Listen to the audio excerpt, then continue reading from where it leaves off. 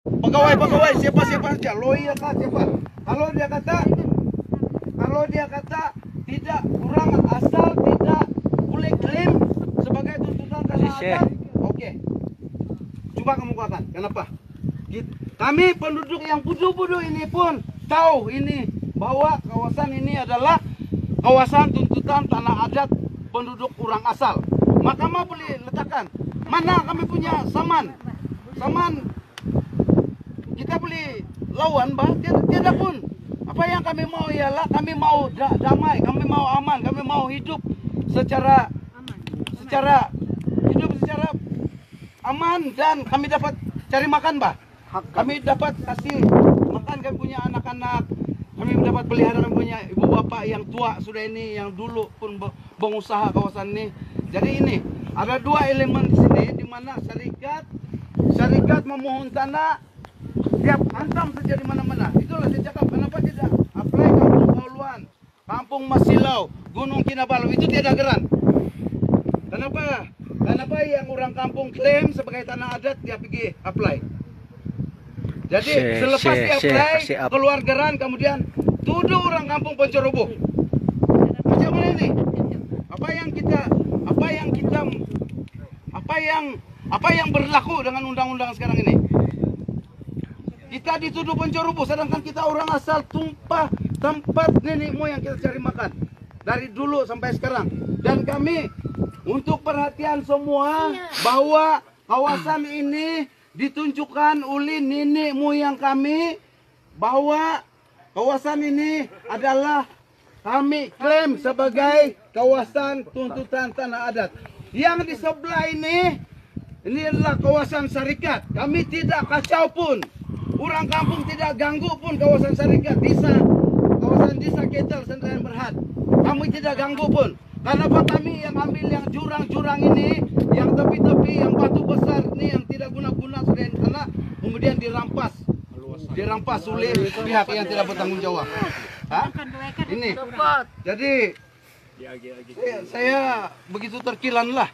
Keputusan pihak mahkamah perlu seharusnya bukan saya pertikai, sebab pihak peguam hakim pun tidak pernah pun pergi berdiri di sini, tidak pernah pun pergi salam kami sebagai penduduk orang asal di sini. Di mana keadilan? Di manakah keadilan di sini?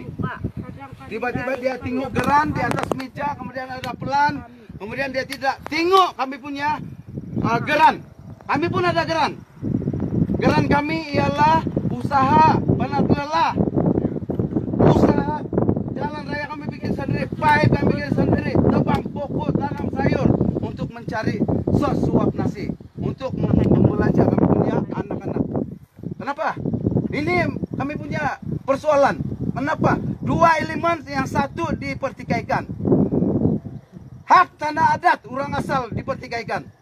Sedangkan di majelis daerah, di pejabat tanah, saya tanya, adakah masih pakai enakmen hak tanah adat? Iya, masih pakai. Kalau kamu ada 5 perkara, kamu boleh pakai. Sebelum keluar ini geran, mesti